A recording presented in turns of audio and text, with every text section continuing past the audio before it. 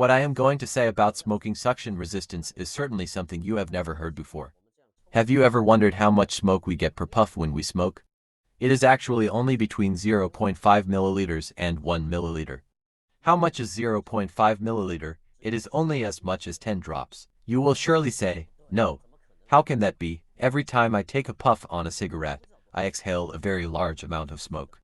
Then let's think back more carefully, without inhaling into our lungs. When we take a puff like this, does our mouth just move very slightly?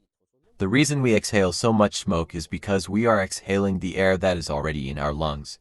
Most of us actually get about 0.5 milliliters of smoke from a single puff. Only a very small percentage of people make it to 1 milliliter of smoke, and that's too much smoke.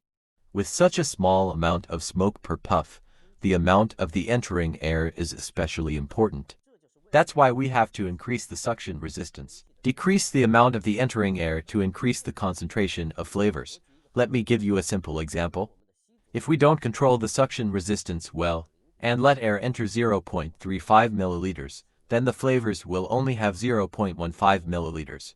If our suction resistance is controlled, so that only 0.15 milliliters of air enters, then the flavors can have 0.35 milliliters. It seems that there is only a 0.2 milliliters difference in the amount of air entering, but there is a 2.3 times difference in the concentration of the flavors.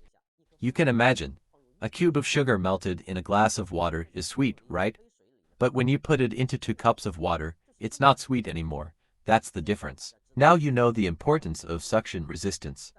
But traditional smoking devices, such as cigars and tobacco pipes, they don't have a combustion improver. They need sufficient amount of air supply to support their continuous combustion. Too much resistance, and you won't be able to keep the tobacco lit because you're not getting the proper oxygen flow through the tobacco, and you're just going to constantly your tobacco is going to be constantly going out.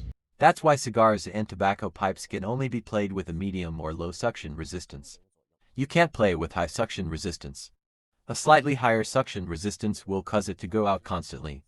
That's why I find it funny when I see a lot of review videos on the internet, and they talk about how sweet and rich the flavor is. These people have never experienced what a really good and rich flavor is.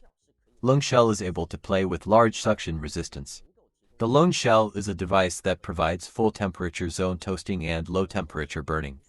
It does not require continuous burning like cigars and tobacco pipes.